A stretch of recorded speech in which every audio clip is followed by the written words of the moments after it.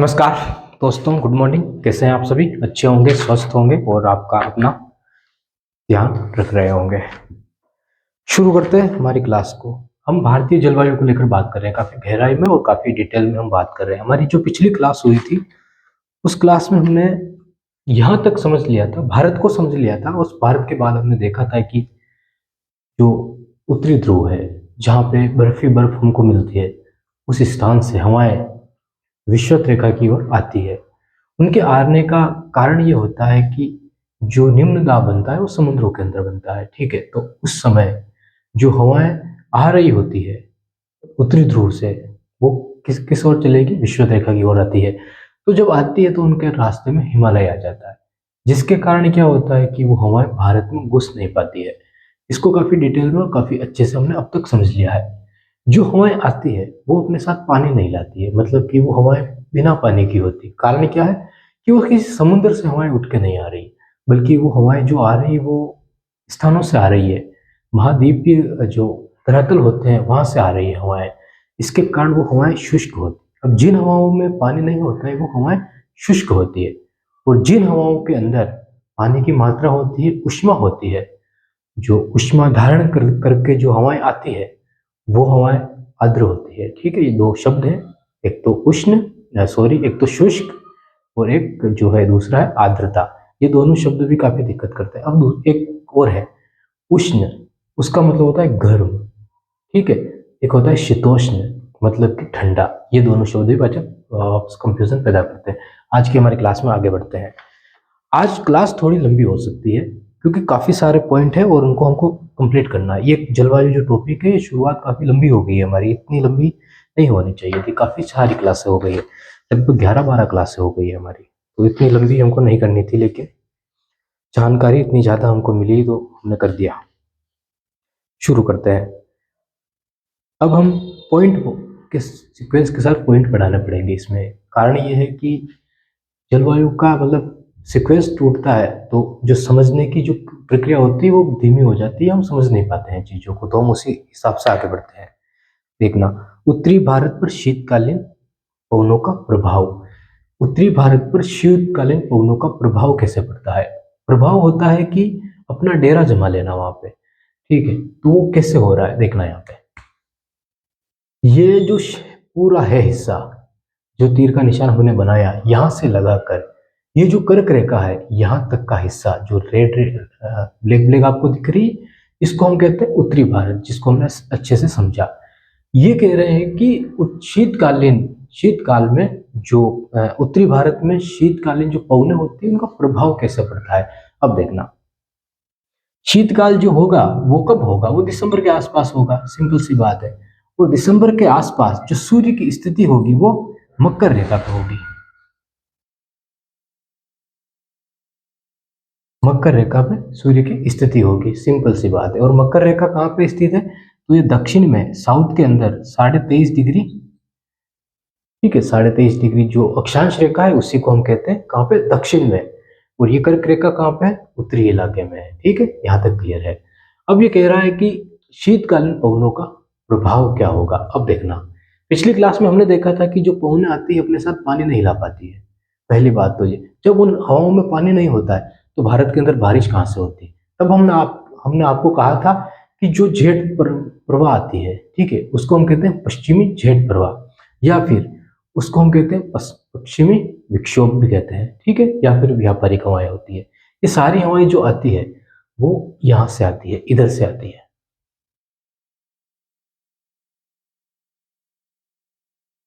इधर से आती है हवाएं। लेकिन ध्यान रखना, यहाँ पे हम आगे भी काफी अच्छे से देखेंगे, लेकिन ध्यान रखना ये हवाएं जो होती है शीतकाल के दौरान, ये हवाएं हिमालय के दक्षिण की ओर चलती है।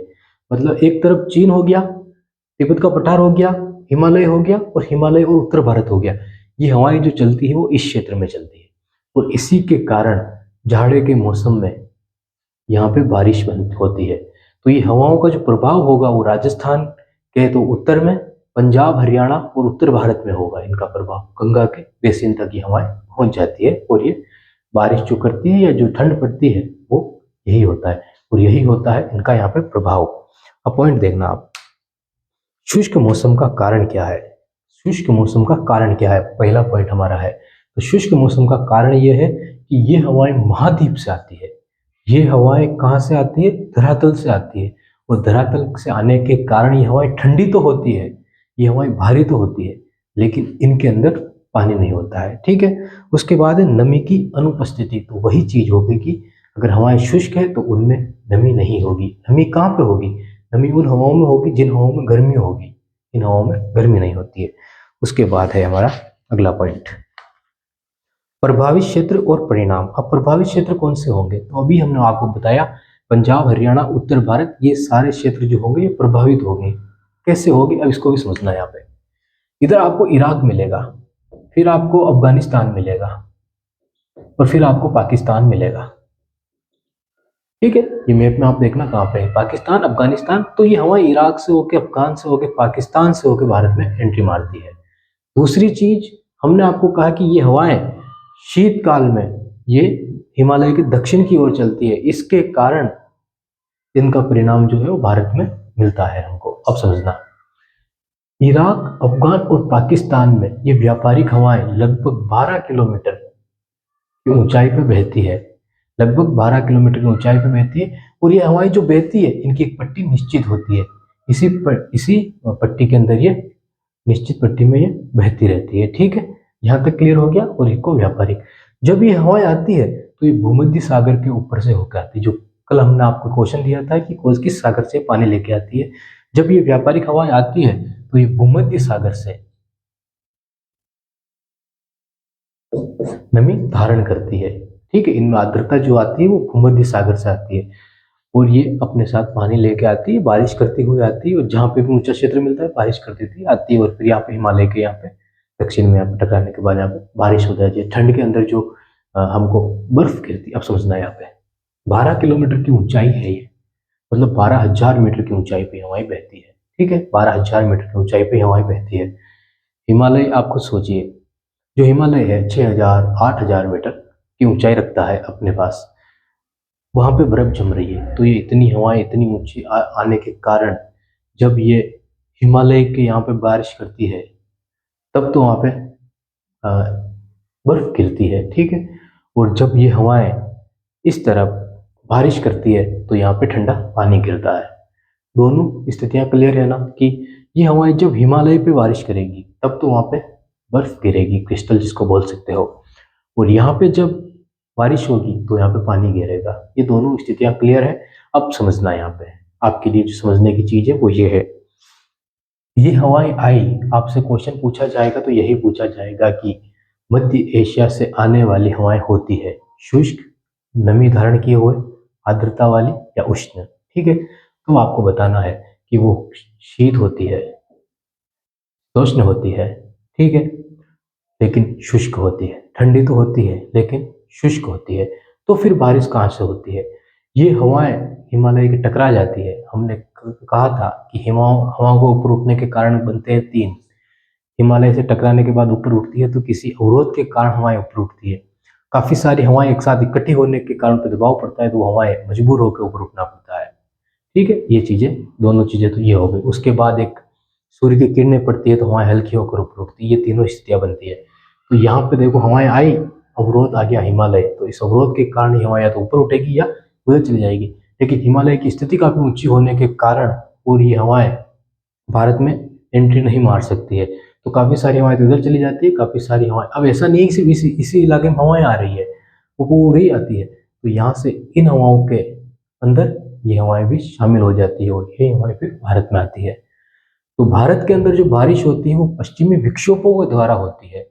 ठीक है, हवाएं चाहे शुष्क ये हवाएं हो सकती है, लेकिन ये हवाएं इनके साथ मिलकर यहाँ पे आने के बाद ये बारिश करेगी, क्योंकि ये हवाएं जो बहती है ये 12 किलोमीटर की ऊंचाई पे बहती है। पूरी हवाएं काफी ठंडी होती है, तो ठंडी हवाएं हमेशा स्थल की तरफ बढ़ेगी। इनके हवाओं के संपर्क में आने के बाद जब यहाँ पे पहुंचती है तो ये हवाएं स्थल की ओर चलती है, और जब ये हिमालय जैसे अवरोध बीच में आते हैं तब भारत के अंदर बारिश हो जाती है। ठीक, यहाँ तक क्लियर है। अब हम आगे बढ़ते हैं। जैसे ही ये प्रभावित क्षेत्र होता है, ठीक है, लेकिन बारिश होती है नहीं होती, होती, क्वेश्चन बनते हैं। अब देखना, यहां तक हमने समझा और पढ़ा।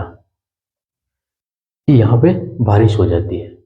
लेकिन आप एक स्थिति भारत के अंदर और देखिए, वो स्थिति ये है सूर्य का मकर रेखा पे होना। सूर्य का मकर रेखा पे होना, ये तमिलनाडु, ये आंध्र प्रदेश, ये तमिलनाडु, केरल, कर्नाटक, ये चारों राज्य है और ये चार राज्य महत्वपूर्ण है हमारे लिए। केरल को छोड़ दीजिए, आप केरल तो छोड़ दीजिए, केरल से तो बारिश होती रहती है।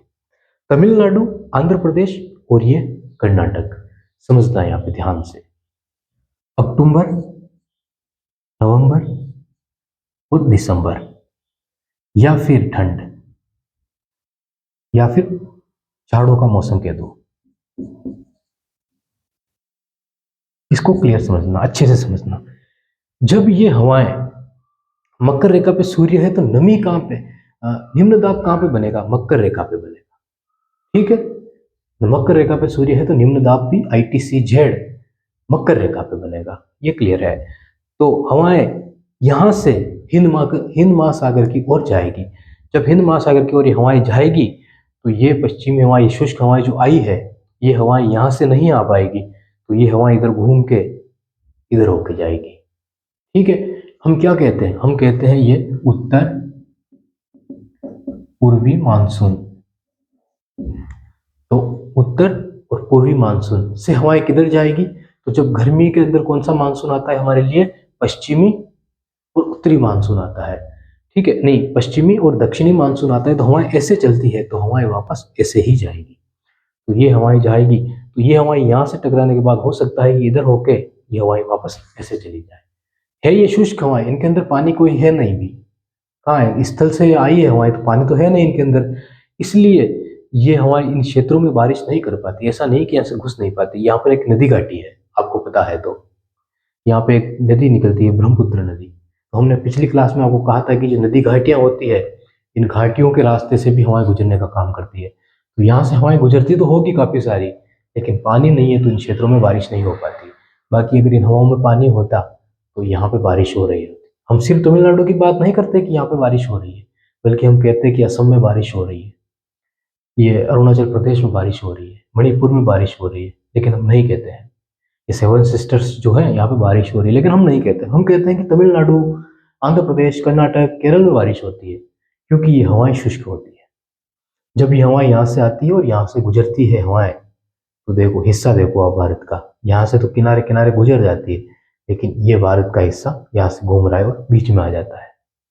तो यहाँ से पानी लेने के बाद ये हवाएं बारिश करती है। अक्टूबर के अंदर तो बारिश करेगी तमिलनाडु में, ठीक है, नवंबर के अंदर बारिश करेगी ये आंध्र प्रदेश में, और दिसंबर और झाड़ों के मौसम में ये बारिश कर देती है हल्की फुल्की कर्नाटक के अंदर। ये स्थिति आपकी क्लियर हो गई होगी, अब अच्छे से आपको समझ में आ गया होगा। तो बारिश जो होती है भारत में, वो इन शुष्क हवाओं के द्वारा होती है, ना कि इनके द्वारा। ये आप अपवाद समझ सकते हो, एक ये अपवाद है कि भारत के अंदर इन राज्यों में शीतकाल में बारिश हो रही है। ठीक है, ऐसी स्थिति बनती है। अब हम आगे देखते हैं, अगला पॉइंट जो हमारा है भूमध्य सागर प्लस कैस्पियन सागर। ठीक है, हमने बात कर ली इनकी दो। वर्षा का क्षेत्र जो है पंजाब, हरियाणा, पश्चिमी उत्तर प्रदेश और दिल्ली में बारिश होती है। ठीक है, यहाँ तक हमने समझ लिया। अब एक चीज हो रहा है कि फसल की बात करें तो रबी की फसल होती है। अब इनको याद रखना नहीं, कोई याद रखने का कोई नहीं है। जब भी ठंड आती है ना, तो हम कहते हैं कि ये गोल्डन ड्रॉप्स होते हैं, बूंदे। किसके लिए, गेहूं की फसल हो गई, अफीम की फसल हो गई। तो आप जितनी फसलों को याद कर सकते हो, वो सारी फसलें रबी की होती है। ठीक है, तो यहां तक हो गया हमारा।